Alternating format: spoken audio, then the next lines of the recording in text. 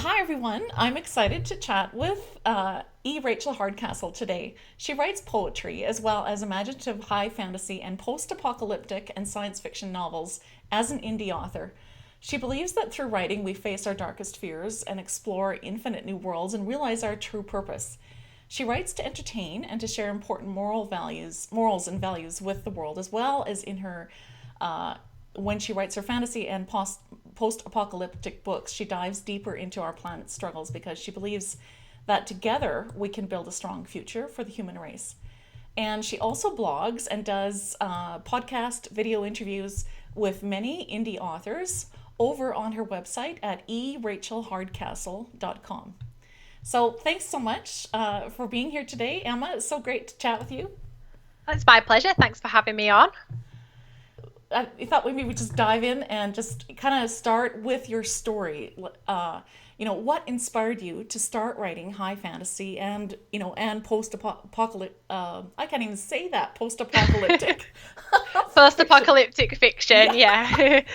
yeah. Yeah, I started writing when I was about 14 years old. I was taking part in a poetry competition in school, writing poetry inspired by Martin Luther King, and one of my poems got selected, and I was published in a collective short story and poetry book. And from there, I just kind of got a feel for it. I thought if I can publish a poem and get that out into the world, then maybe I could write something bigger, something longer. And I just decided to start writing books. And it just spiraled from there, really. Fantasy and science fiction and post-apocalyptic fiction are all genres that I love to read. So I kind of figured if I'm going to be good at any of those, it's likely to be the ones that I read the most. So that's the only reason really I got into it. I've not really got any qualifications in writing. I've never done any writing before 14 years old, so it was all new for me, but I'm so glad that I did it. That's really cool. Would you share with first-time authors who are listening, because there's some who are listening who write science fiction and fantasy. Would you share how you started learning? Did you just sort of soak it in? Did you take notes on books that you love to read? Like, how did you just get going with, and in the end decide to write your own? Okay, well, I think I read an awful lot. They do say that authors need to read, and I Yes. totally agree with that. Yeah. And I think the more I read and the more widely I read, the more I tended to pick up from the authors. Yeah. Like Tolkien, for example, he's one of my favourites, but his style of writing is completely different to, say, Stephanie Meyer or Yeah. J.K. Rowling, who write for perhaps a different audience and a different fantasy sort of group.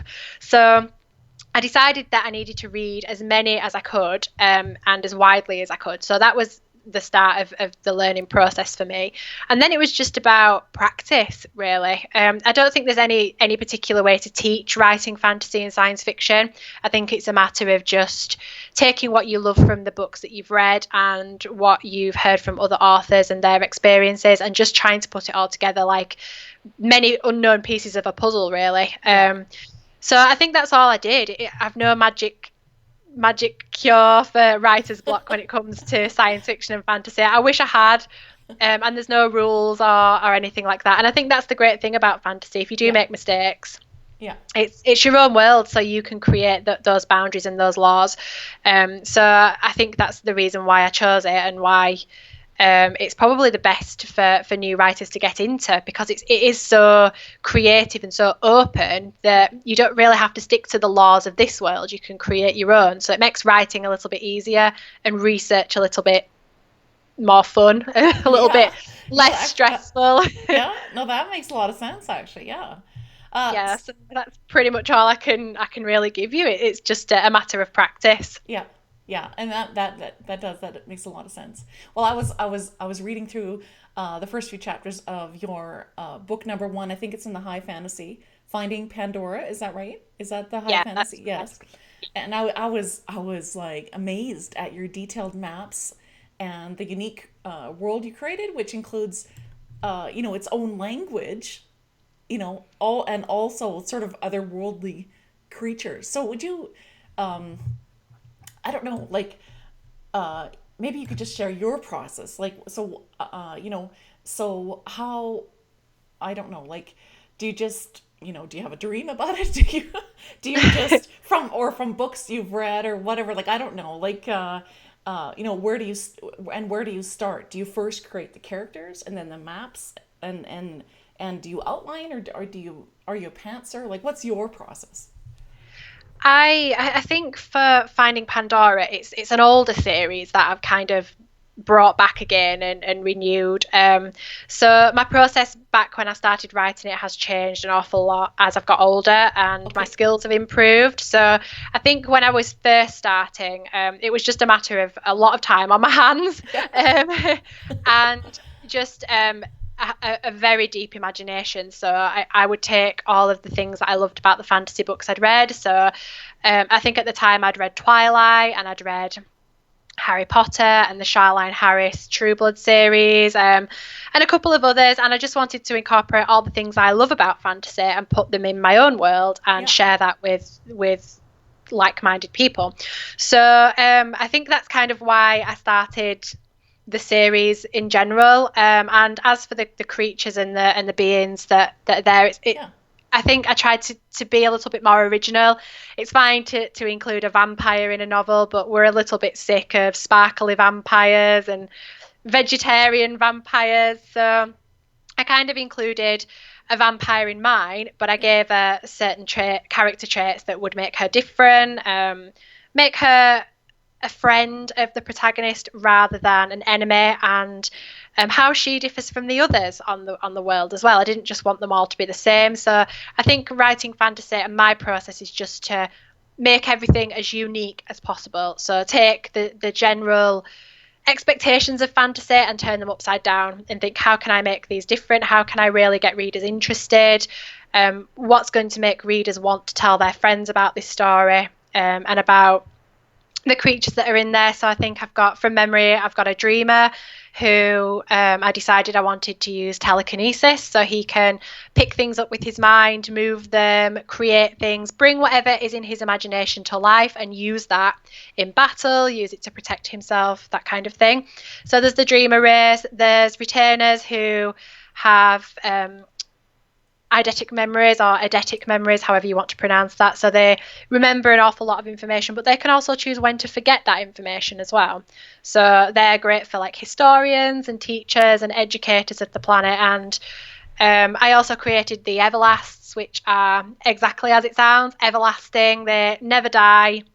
They live on, and they can be killed, but providing that nothing interferes, they're happily just going along through life. And they're actually the elders of the world as well. So because they have so much experience and have been through so much on the planet, they are actually in power. So there's other creatures and other sort of beings and powers and things brought into it. But I wanted to create something a little bit different where a new world that's been created can be protected by these fantastic people with these fantastic gifts.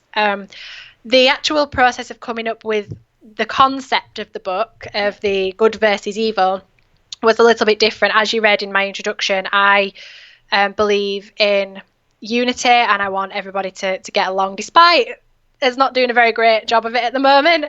And I wouldn't say I'm all peace and love and all this, but I just think that we could be so much more than we are. And Yeah. I think when I sat down to write the book, I wanted to prove that actually bringing us together, it does create something brilliant and it does create something beneficial. And the whole idea of the story is that it's set in the future. We have ruined Earth. We've polluted it and bombed it and gone through so many wars that actually we all decide that we're going to give religion a chance. And I'm not a religious person particularly, but I just thought it'd be interesting if we all put aside our differences and the religions of the world gathered together to beg whatever god they prayed to for a second chance and for a new world to be created in the 7 days, the typical story.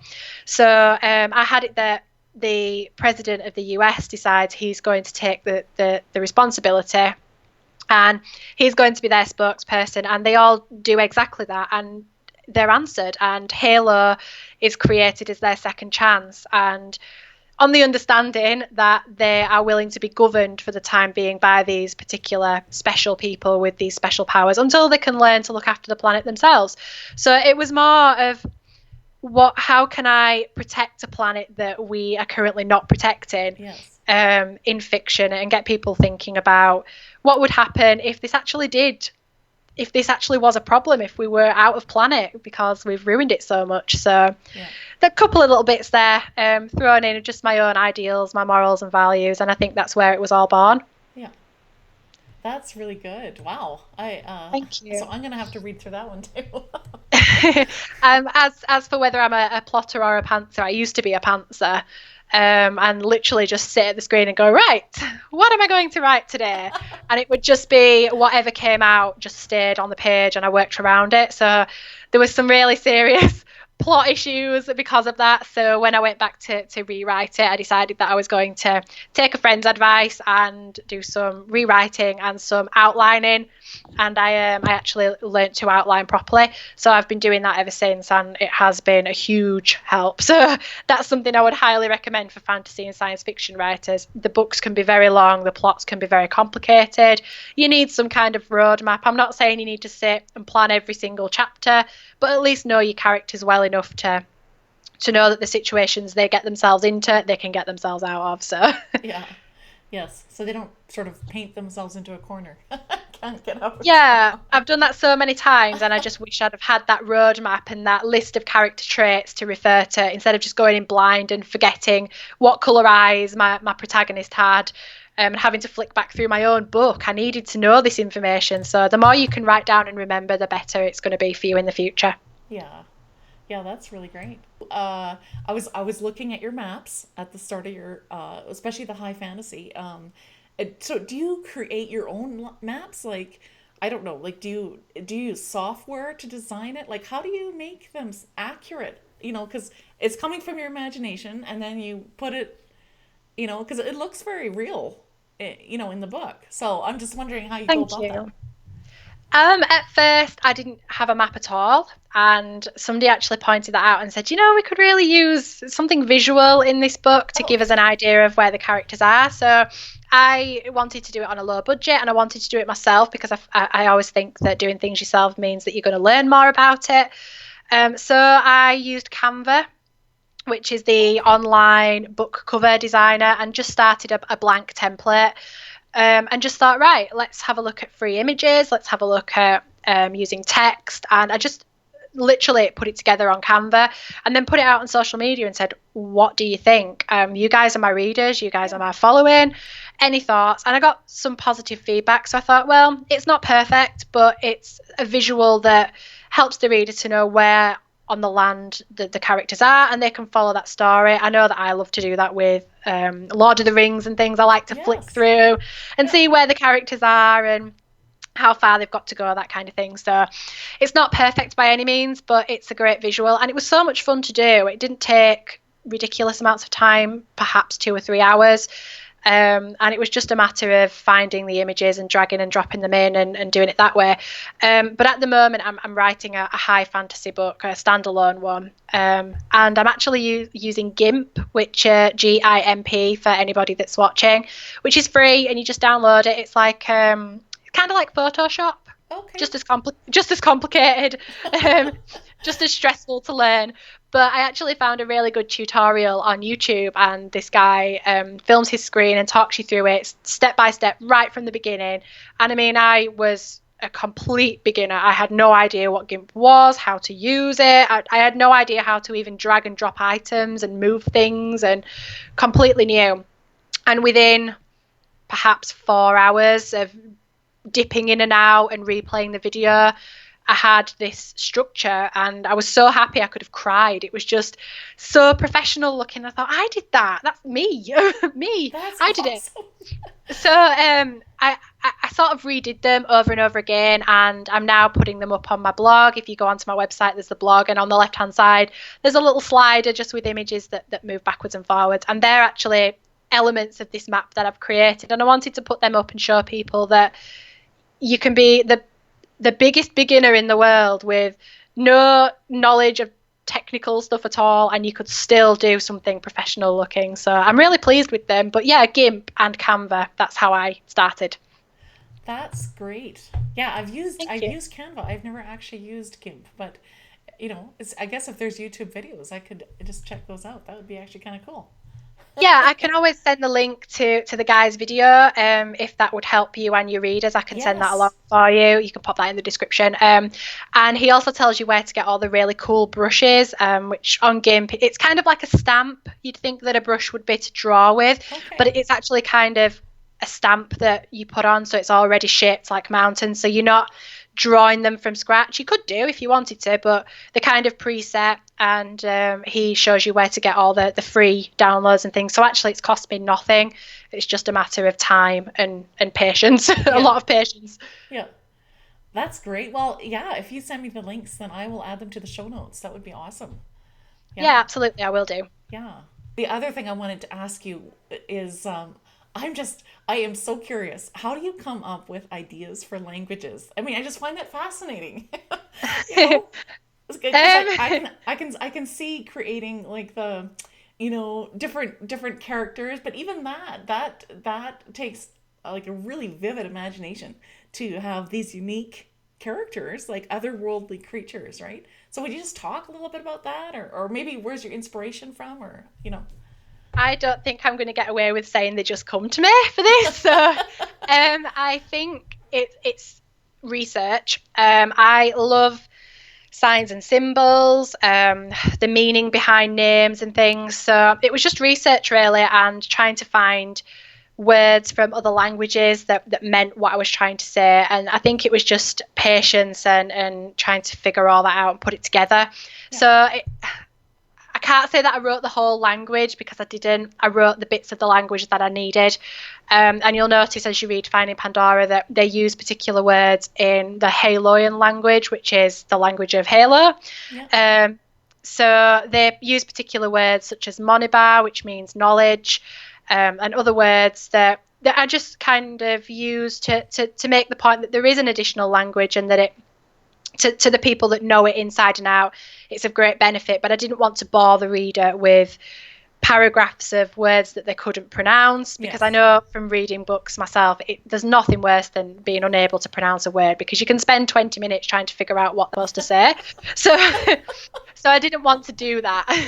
I didn't want to bore my readers. I wanted to just give them a taste of a different language without bombarding them with it. So there's that. And I also wanted to show them how to pronounce it as well. So you'll notice when you read the book that the Casper is the guy that's kind of her mentor all the Yeah. way through it. And he actually pronounces the words and gets her to read them back to him and pronounce them back to him. So it's kind of like teaching the reader as I'm teaching Ariette, who's my main Yeah. character. Yeah. Um, so if anybody is looking to do their own language, I would just suggest draw on things like foreign languages, draw on signs and symbols and the names of them. For example, Indalo is a word that is used in my book. It's kind of like a password in the second book for them to get into their underground layer where they're protected from evil and they can regroup and plan all their battles and things. And it's actually a symbol. It's kind of like a stick man with a rainbow above his head. And you'll notice if you have a look on my gallery pictures on my website, there is actually a picture of it because I wear one around my neck in the pictures. So I used that, and that is actually a word in the Haloian language, but it's a symbol. So you can use things like that as well, to make it easy for yourself, but it also means something and it's relevant to the story. So that's probably the biggest tip I can give. And don't get too bogged down in trying to write the whole language. Just write the bits that you need and make note of what they mean as well, because otherwise you're trying to figure out your own language, which is very difficult, believe me. Yeah. Well, that's true. Just the thought of creating your own language, that's a lot more work, right? And so, but I could see that being fun though. Interest makes the book more interesting, right?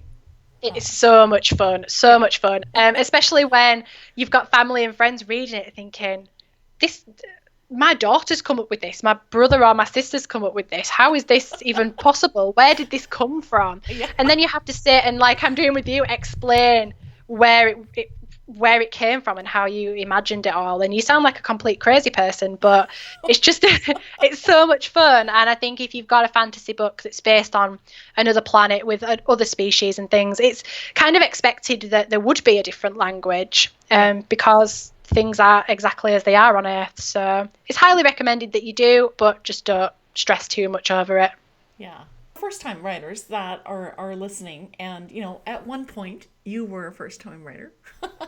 um, you know, um, Sometimes writers that are putting out their first book, even their second book, are a little worried about reader expectations, and sometimes it paralyzes them to write their books. Do you ever have that feeling of where you're feeling scared or nervous to put your book out there? And is there a way that you've gotten through that fear? I think fear is natural for writers Yeah. because there's so many people that potentially are going to judge you. Yeah. And I think we don't give readers as much credit as they deserve, really, because yes, they're critical, but they're our target audience. Why write unless there's going to be readers? So I Yeah. think we need to give them the credit that they're honest and they're a lot nicer than a lot of authors make out. Oh, I've received a bad review. Yeah, but they've probably given you a lot of good feedback as well. So we need to not focus on the negative all the time and kind of dampen that inner critic when we're writing, Yeah. because I think the more you consider, are people going to like this? The more you're going to talk yourself out of it. Whereas actually, at the beginning stage, you need to be thinking, do I like this? I'm writing it. It's my story. Do I like it? Do I Yeah. enjoy it? Does it make sense to me? And would I pick this book up if I was a fantasy reader? Which is beneficial because I read fantasy, so Mm.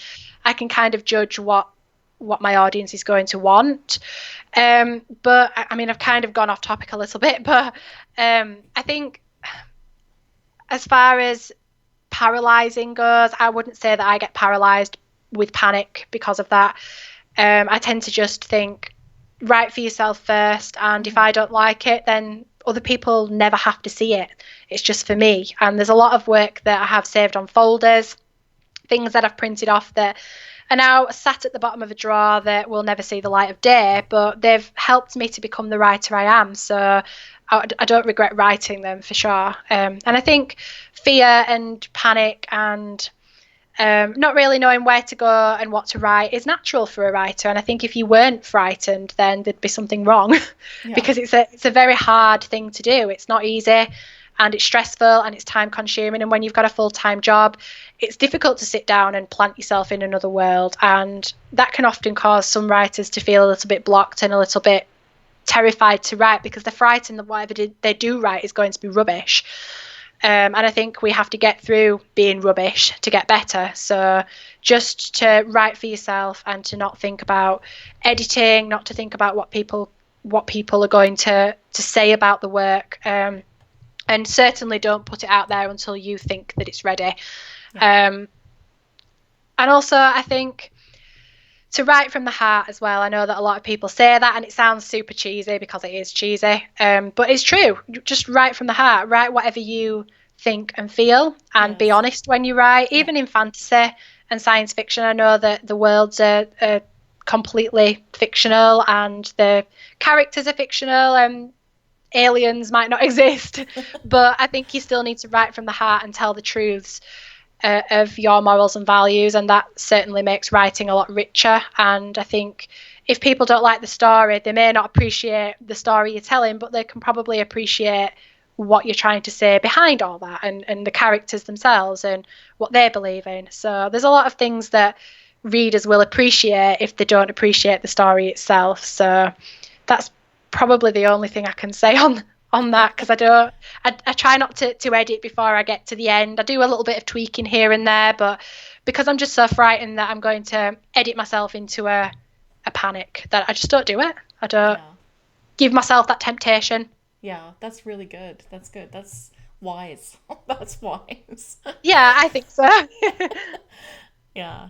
Would you just talk us through a normal writing day for you? Like, do you write in time blocks? Like, I'm gonna write for these 30 minutes, then I'm gonna take a break, and then I'm gonna write. Or like, do you have a specific word count or number of pages for each day, or maybe for a week? Or how do you do it? um I tried that. I did try to sort of say, right, 500 words a day. I'm not going to leave the computer until I've done my 500 words because I work full time as well. I'm at work every day, all day. And I have a house to run and a social life Yeah. and other things that require attention that are more important than writing. I hope I don't get lynched for saying that because writing is very important, obviously, but there are other things that responsibilities that I have to attend to. So Yes. writing on an evening, I probably only get an hour or two after everything else has been done. And I kind of just think to myself, if I can get a scene done, a particular scene, at the moment, for example, in my new book, that very few people know the storyline of, but set in a marketplace, and I wanted the main character, who's called Ash, to have some kind of conflict. I wanted there to be an action scene, and I knew the characters that had to be involved, and I knew that he had to get from A to B, and that I wanted his magic to be involved, his elemental magic. So my task for those 2 hours was to write the basic draft of this scene and not to bother editing it, not to stress over it, just to write it down, get that bit done. Whether it turns out to be a whole chapter, whether it turns out to be a paragraph, that had to be done. Yeah. So I always set myself a task or a goal, but I wouldn't say that it's the same for every day, and I wouldn't say that I don't punish myself if I don't do it, because as well, other things can interrupt. People can come in and distract me. Things need my attention. So I set it would be really great if I could meet this target of writing this scene in the market. And then tomorrow I know that I can go on and write this other scene that I would really like to follow it. So I have a kind of plan, and I try and do scenes or stages as I go along. If I've got more time, like if I've got a day off or whatever, then things are different and things change. But just I set myself very small but achievable goals, and because of that I feel I'm a lot more productive. Yeah.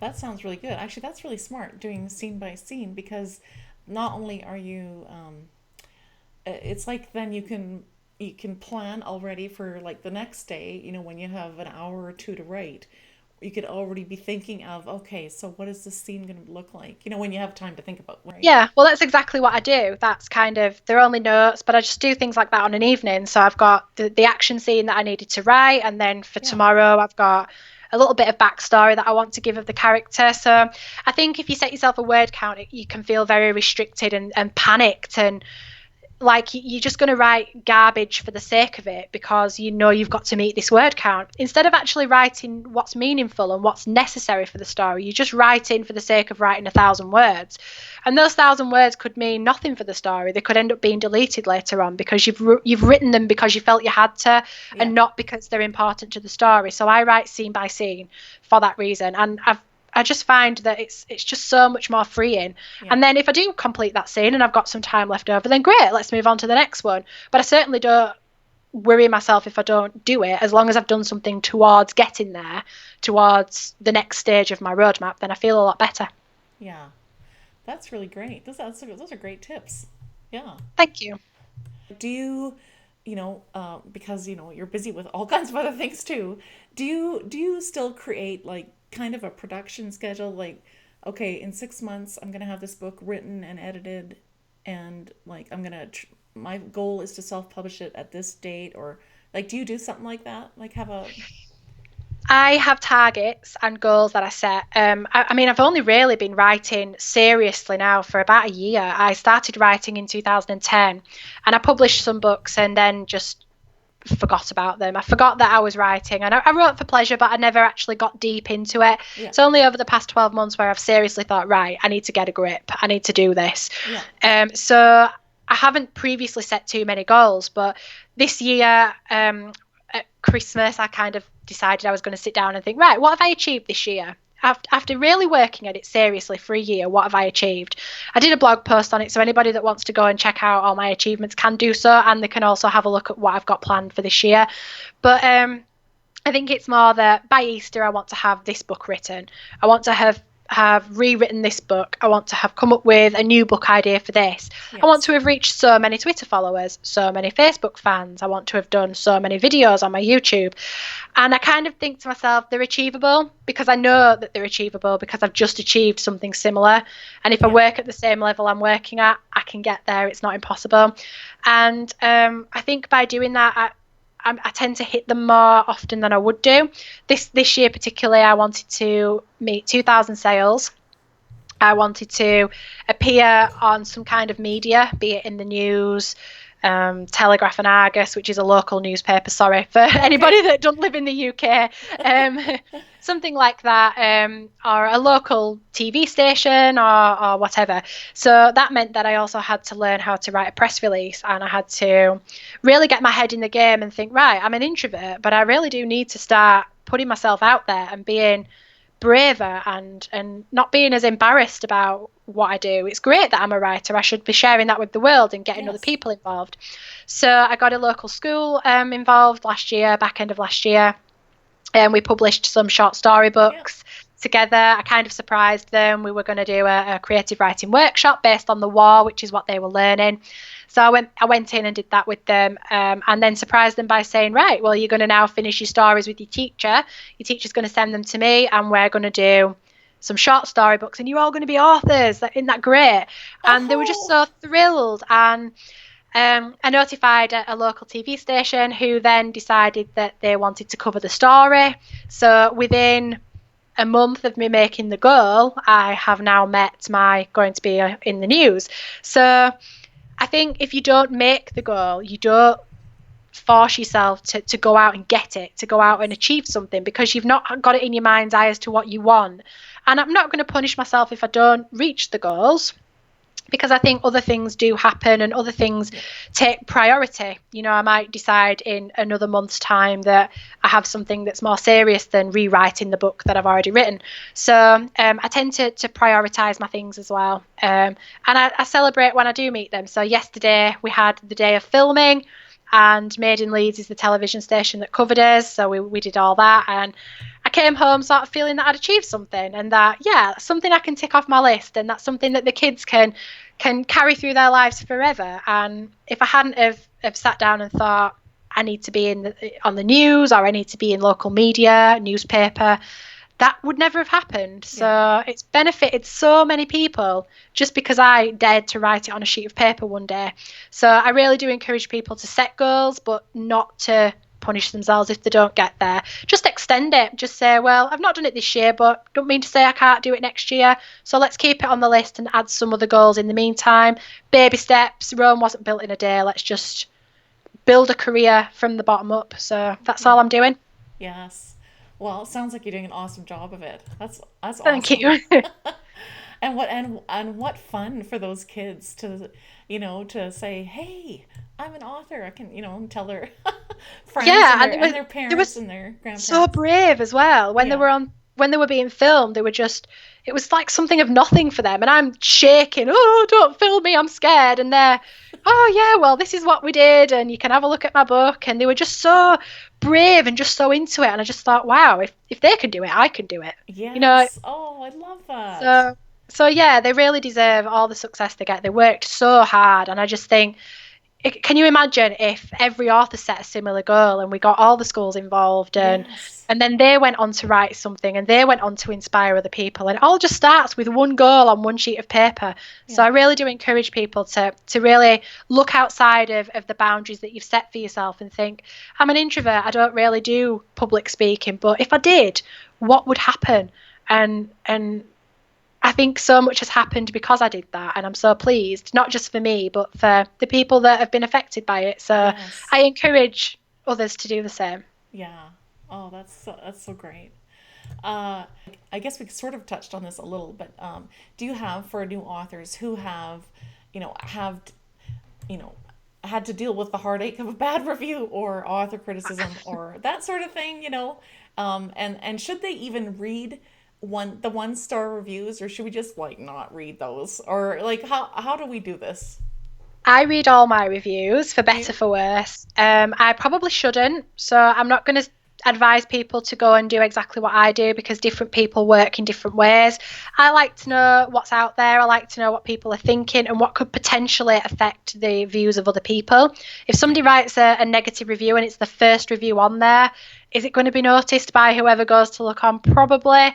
So if there's 200 reviews, they're not going to look through all 200. So some of those negative ones are going to be masked a little bit. Excuse me.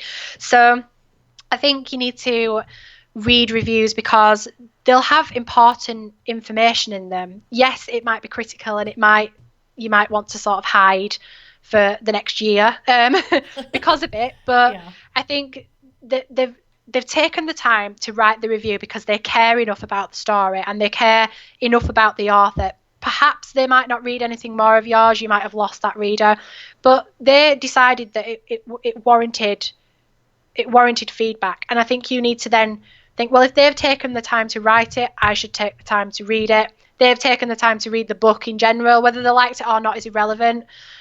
So I think I've got a fair balance of reviews. I've got some extremely kind reviews that I've sort of sat and cried over with happiness because they were so pleasant. And I just thought, wow, I've actually touched a reader, in a way that I never thought would be possible through the written word. And it's meant something to them. And then I've had reviews where they've said that my research was wrong and that the characters weren't believable and all other various things that I won't get into. So I think I listen to them because then when I'm writing my new book, I think, right, well, my last book failed because of this, this, and this, according to 5 out of the 10 readers or 5 out of the 20 readers. It'll be different for everybody, of course.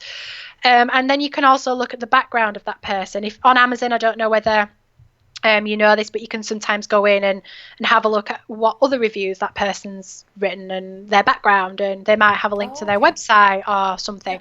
So you can sometimes do a bit of research into who that person is, and then you can decide whether or not to listen to that review. If it's the first book they've reviewed that's fantasy and they have a website about politics, and well, do they know anything about fantasy? Have they picked it up because it was free? Have they picked it up because they were bored and then just decided that they hated it so much they had to leave a review, or they might have been in a bad mood that day, So I think it depends who the person is, what their experience is, and what relevance it has, whether or not you should listen to it. And of course, whether it's something that other people have said. So if you have 10 reviewers that say we didn't like this book because your characters were not believable, maybe you need to start looking at making your characters a little bit more human.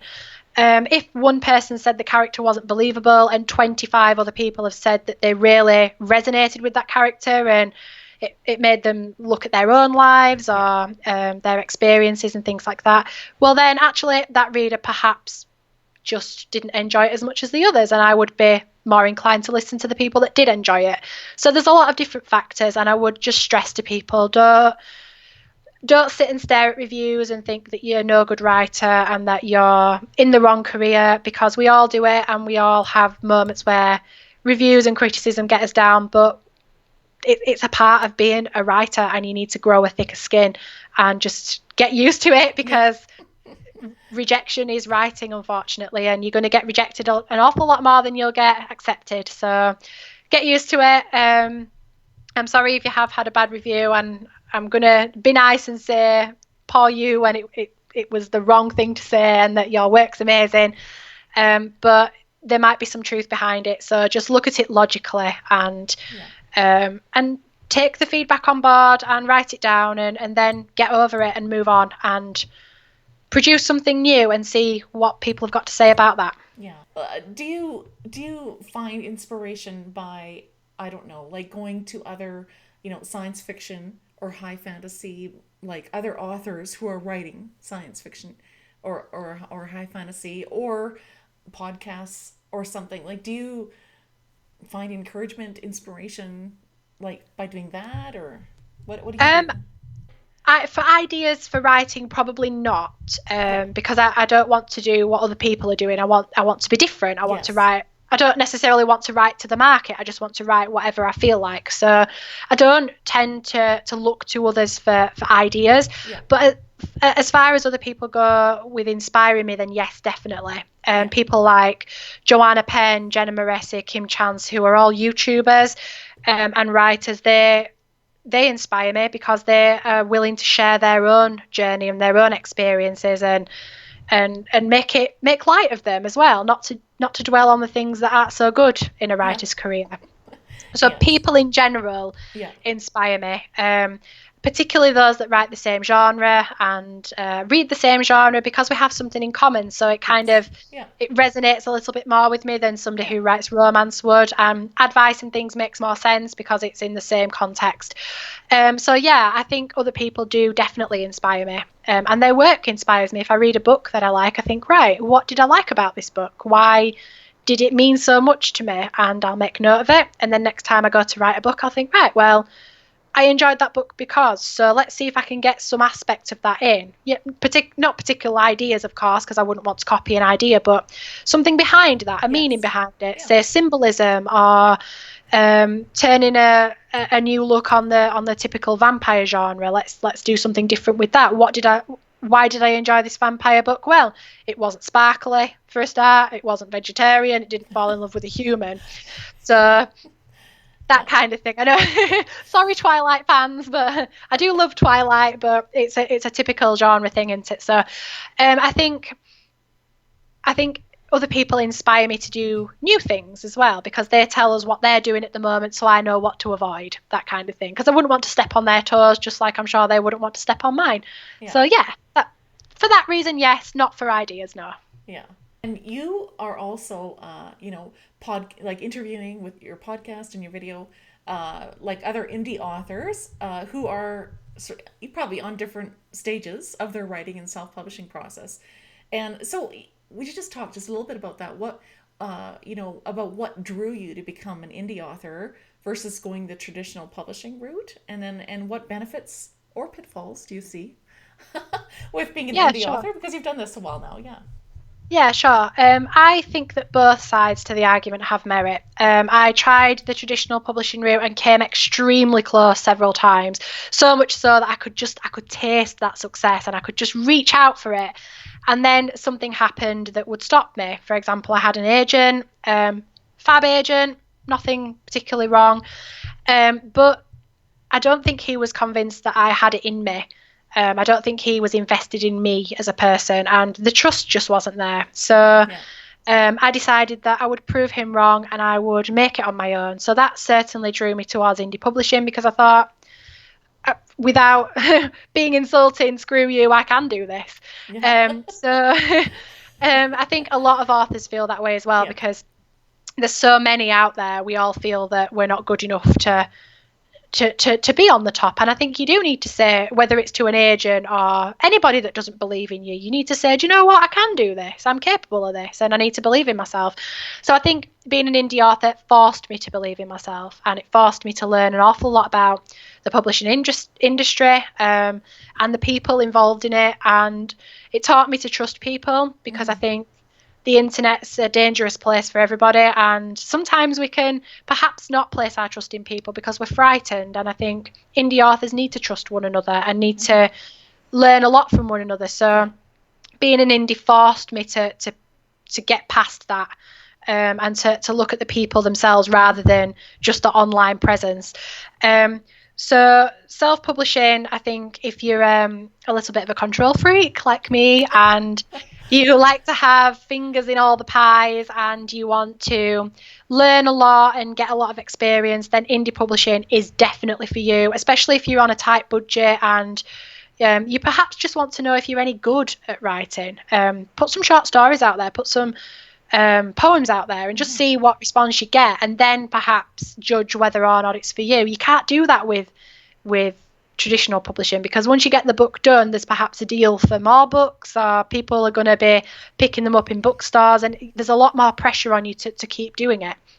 Whereas with indie publishing, you can put them up, take them down, change them in minutes. So there's a lot more freedom. So I do lean towards indie publishing for those reasons, but I do think that if you traditionally publish, then good on you, because it's a really difficult thing to get into.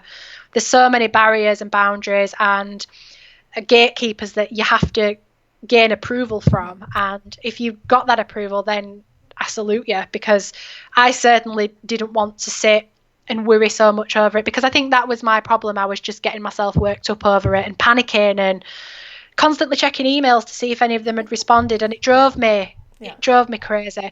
And I think that's why in the end, I decided that at the moment, it wasn't for me.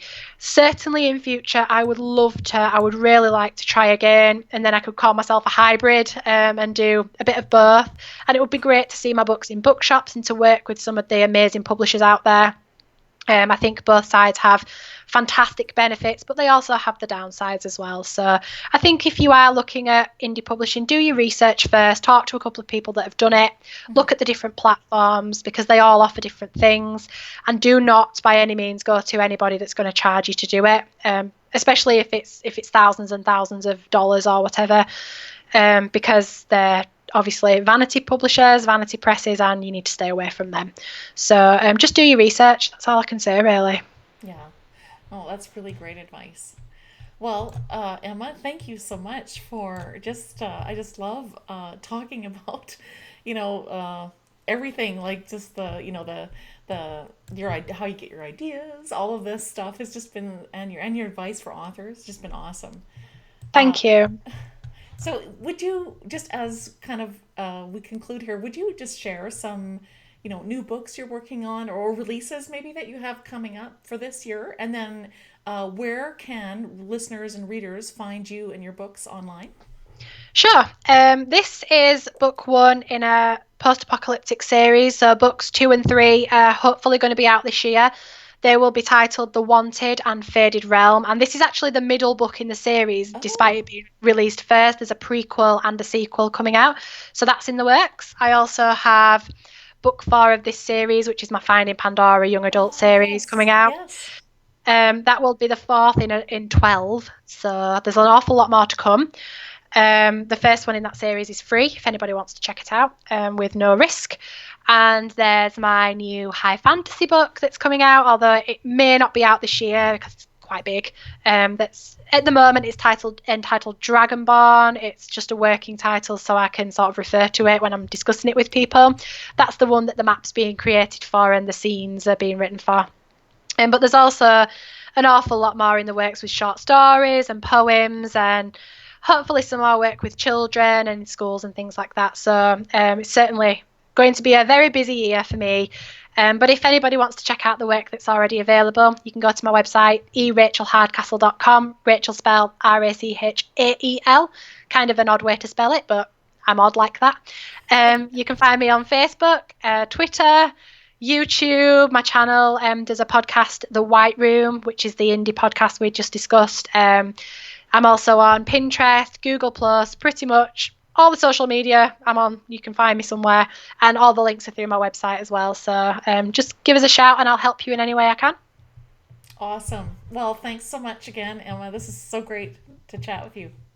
Thank you so much for having me on. It's been brilliant.